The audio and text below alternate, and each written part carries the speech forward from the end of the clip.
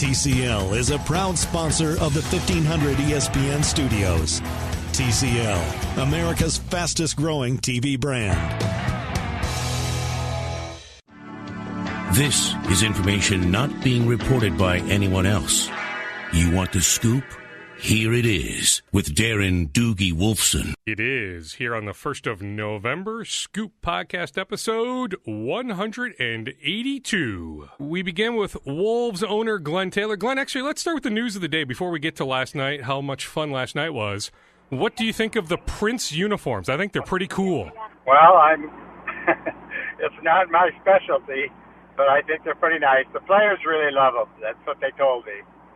I mean, how involved are you when it comes to jerseys and that relationship with Paisley Park, the Prince Estate? No, I would say that I have a staff that's very good at that, and I rely on them. I take their word for it, what's going to be the best. I stay back. It's just like working with my wife. She tells me what to wear, and I wear it, and I don't get involved. When do you then become involved? I mean, I guess just big picture organization-wise, when do you decide, okay, I need to be involved, and other times, hey, I hired a great staff, I need to be hands-off? Well, I think overall major financial decisions, must be made by ownership. Things that you would think would have to do with culture, you want to be involved. So that means, the major hires that would be involved. Any major change in direction, you want to be involved. And sometimes you just want to be involved, not so much as the decision maker, but as the person who asks the questions to help the other people in the final decision that will be made by them. All right, on last night, Glenn, I mean, considering that you had to miss Halloween with the grandkids, handing out candy, all that good stuff, I suppose all things considered, for having to miss Halloween at the Mankato residence, last night was pretty darn good. It really was. I mean, that was an exceptional experience that most basketball fans would acknowledge. You're not going to see an individual effort like you saw last night very often. I mean, it only happens several times a year in the whole league. I mean, did you sense early on, I mean, a lot of his points came there in the second half. Did you sense early on that he had a chance to have a special night? Well, I talked to him before the game, and he kind of kidded me after the game. He says, I'm going to give a major effort tonight because I'm the starting guard. So, I mean, there was a little bit of, I think, a thought process in himself that he was going to have a major effort. It wouldn't have to be scoring necessarily. It could have been assists or steals or some other things. It just turned out to be an overall effort in everything. And then, he didn't change so much from what he's been doing. He's been really working really hard to get in deep in penetration. But, some of his previous games, shots that were up there but rolled out last night, just about everything rolled in. I mean, Glenn, we talk all the time about guys having bloated contracts, guys being overpaid. I mean, you're paying Derrick Rose the veteran minimum. I mean, you think about steals. I mean, that has to be just about the most team-friendly contract in the game. Well, I spent some time last year with him and told him, that we wanted him on the team. The coach really helped entice him to come and said that the reason he's coming is that we wanted to have him here this coming year. And, he told me he really liked it here. He enjoyed it here. And I'm sure that's part of his success is that he's really enjoying himself, more like he had in his early years at Chicago. So, as far as financially, it's a great return on investment on our part. But, I don't think he's at this part in his career that he worries about that. I think he just has enough pride in himself and his productivity that, he's, maybe you'd say he's playing for the fans, but, in part he's playing for himself and his teammates too. Did you have to be convinced at all, Glenn, going back to last March when Tibbs came to you and said, hey, Utah waived Derrick, I want to bring him in. Did you have to be convinced to bring Derrick on board? No, I didn't think it was a major decision at that time. I think we knew we were bringing him to have a kind of a rehearsal and seeing, what he had left. And I think everybody saw that even though he was injured for a little part of that he was faster than you might think for a guy his age. He's very quick. And then he still has that competitive spirit, experience that he wants to share with everybody. And Tibbs knew him as a personality. I didn't. And I just went with that. And hopefully, he can continue without getting injured. I think that's the major concern he has and we have. I mean, what's it like? I mean, do you have a sense of what he goes through on a day in and day out basis just to get physically ready to play? Well, I know he's just very dedicated. I don't know that he would say it's anything special. I think he's like all great players. They just think it's part of the job that they have to do to be ready for the next game. And, I saw it in KG and I saw it in, a number of other great players that we've had. This is a guy that's been the most valuable player at Chicago and stuff like this here. And it didn't come easily. I mean, he works hard at it, and I have a great appreciation for it. Did you have a chance to see the video? I think it was on Jeff Teague's Instagram when Derrick came into the locker room and his teammates just swarmed him. I mean, you know this. I mean, there's sort of a circus atmosphere with your team right now, but in that moment, post-game then in the locker room, it seemed like all your players were on the same page. They were so happy for Derrick Rose. Yeah, I know my wife Becky pulled that up and made sure I saw it. And what I saw is just the other guys feeling really good for him. I mean, I just showed their respect and their admiration for him and the effort that he gave, for all the minutes that he played. And he played a lot of them. How do you evaluate the total body of work, Glenn, through these first, 7-8 games?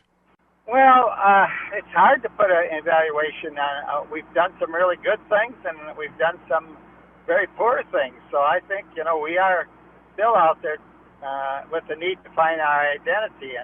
And probably, the Jimmy Butler thing is part of that. Nobody's sure exactly how things are going to end up, including myself. And therefore, I think we're just going to have to be a little patient here.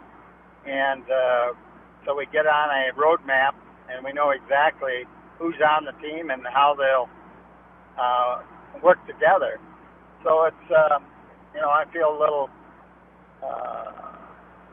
sad for the players that we had gone all summer with what we thought we had a team and who was going to be on it and how we would play it, high expectations. And, the Jimmy's announcement caught us all off guard. Last night when he doesn't play, general soreness, do you just throw your arms up and say, what the heck? Like, he was so good on Monday. Like, you don't beat the Lakers on Monday without Jimmy. They don't practice on Tuesday. So how the heck was he sore and not able to play last night? I think that's a better question for Jimmy than for me. Yeah, I mean, at some point, Glenn, do you just have to pull the trigger on one of these offers and just move on?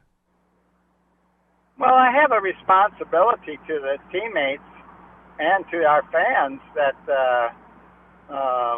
we're not going to get the perfect deal. I know that, but I've got to be out there trying to get the very best deal that I can. And, part of that, I guess, is patience on myself.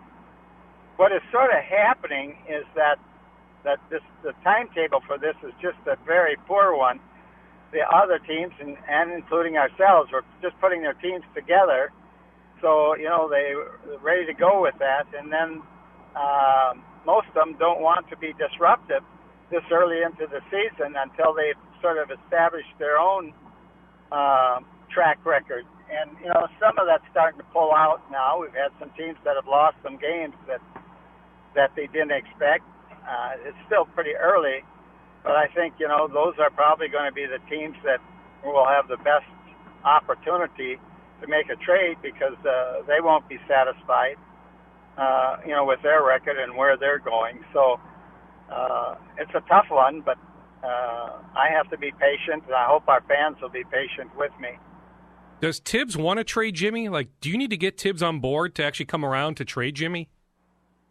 Well, I asked Tibbs that question. I mean, I would say this. Those two have had a close relationship. The coach and Jimmy have both done very well working together.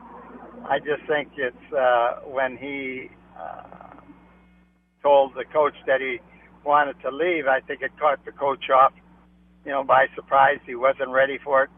So, of course, I think, his plans was that Jimmy would be here. I think he would want him here. But, there's just times that even if he wants it, if Jimmy isn't going to want to be here, I don't see how we're going to be the team that we need to be. Take us through the process, Glenn. I mean, are you still to the point of you're deferring where Scott is taking all the trade calls, and then Tibbs is obviously involved as the president of operations? Then when they get offers, they just call you and say, hey, here's what we're thinking about. Here's what this team offered. Here's what we can do. Here's what we won't do. I think something like that. I mean, I when I talked to them, I thought the coach, once the season started, needed to concentrate on the team. And even more so because of the Jimmy thing, I just thought that he needed to give the players his attention and as much as he could and look at the alternatives when a player, doesn't play. Like when Jimmy didn't play, I mean, he's got to make some adjustments and be really in tune with that. So, he didn't have any problem with that. I mean, I think he knew that too. And there's no reason that Scott can't be doing the conversations with the other team. I mean, he's a veteran guy. He knows all the GMs in the league. He's the GM here, and that he can look at all the different opportunities. Scott has a wonderful staff that can help him on the financial things. And then, and my responsibility is once they see different things, they bring them all to my attention, even if we're not going to do it, but just so we know what's out there. And, that's when I need to get involved, and at some point we'll pull the trigger, and, that's part of my responsibility, but we'll all be on the same page.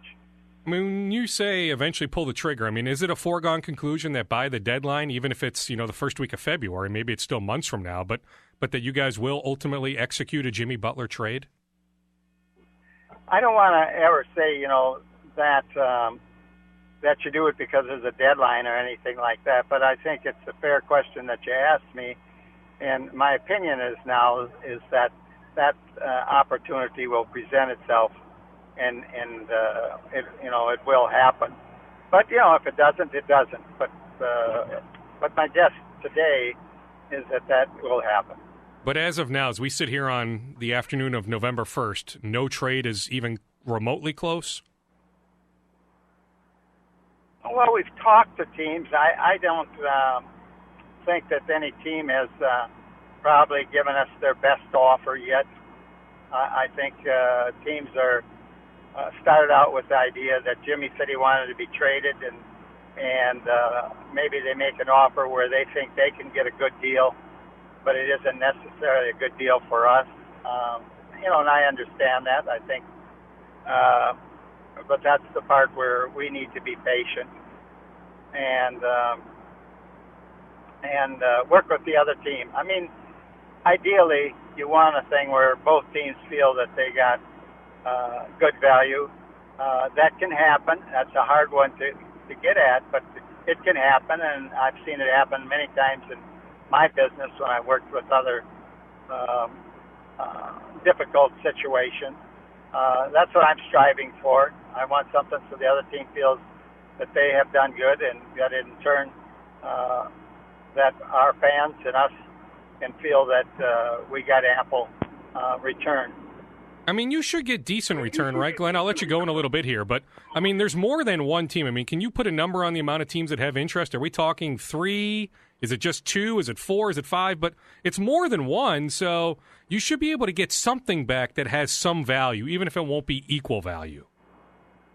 Oh, I'm sure. I'm confident of that, because that's the alternative. You say, well, if that never happened, I guess we'll never get a deal, and Jimmy will play out his contract with us and become a free agent at the end of the year.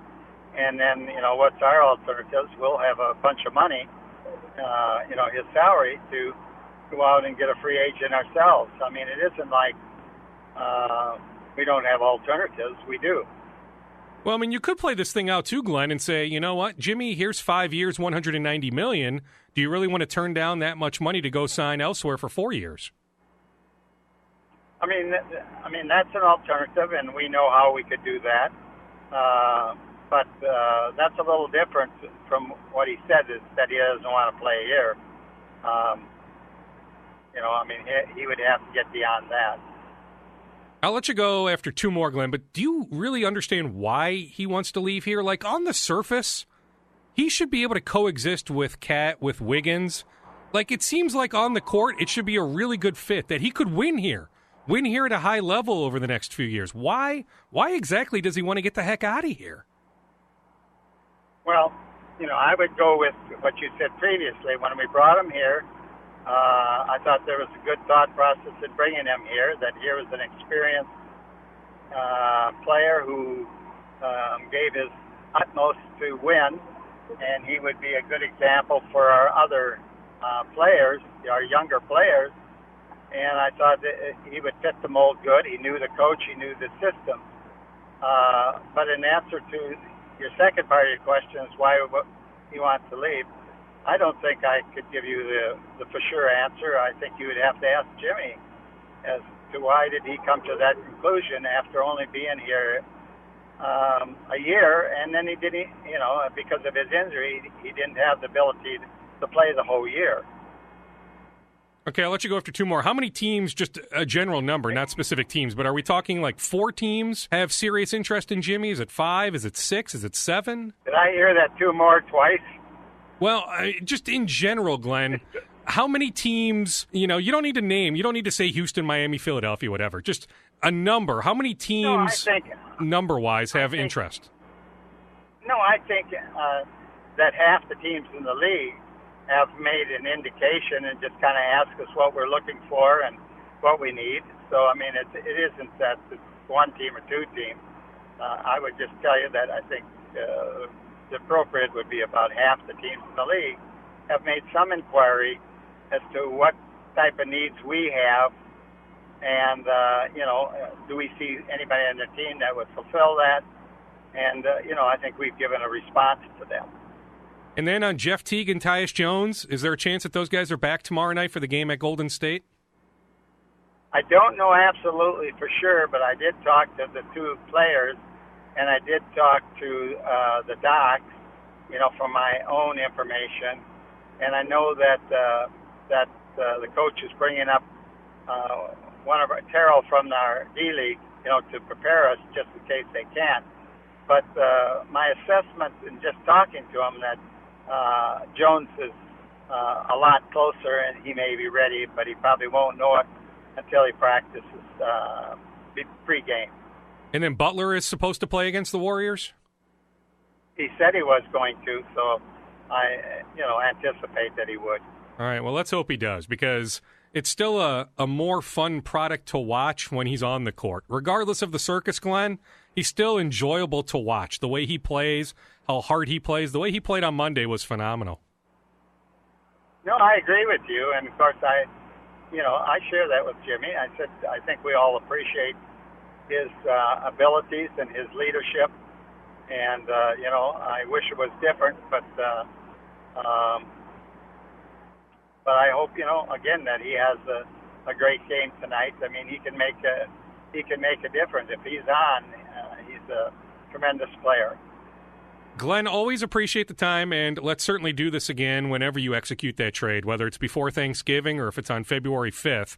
Let's do this again when you execute a trade. All right. Wolves owner Glen Taylor, also Lynx owner Glen Taylor, nice enough to join the Scoop podcast. I think we'll just make it the interview. I had a bunch of notes on Halloween, episode 181. That would have been posted Halloween night. That had a bunch of notes on the Vikings, the Gophers, the Twins, the Wolves, and so on. So let's just keep this episode to the Glen Taylor interview. Always appreciate you listening to the Scoop podcast. Hey everyone, thanks for listening to the show. TCL launched a new lineup of award-winning 4K Roku TVs to deliver the best sports, movies, TV shows, and thousands of streaming channels. TCL's personalized home screen makes it easy to customize your TCL to fit the way you watch. Binge watch what you want, when you want. TCL delivers excellent picture quality, sleek design, and stunning resolution at an affordable price. TCL, America's fastest growing TV brand, is available at major retailers everywhere. Learn more at TCLUSA.com. I'm Rita Foley with an AP News Minute. The president surprised the Pentagon by saying he may send as many as 15,000 troops to stop the caravans of Central American immigrants headed toward the border. President Trump says he's not fear-mongering to mobilize midterm voters. No, not fear-mongering at all. Immigration's a very important subject. The ACLU's Omar Jadwat. We will definitely be watching that deployment carefully. We are there in communities all along the border, and we will be watching. Pittsburgh synagogue shooting suspect Robert Bowers goes to court today for a hearing. Sign-up season begins today for health insurance under the Affordable Care Act. Baseball Hall of Famer Willie McCovey has died. Willie McCovey was 80 years old. Hundreds of Google employees around the world walked off the job this morning. Those employees at Google are accusing the company of being too lenient with executives accused of sexual misconduct. I'm Rita Foley.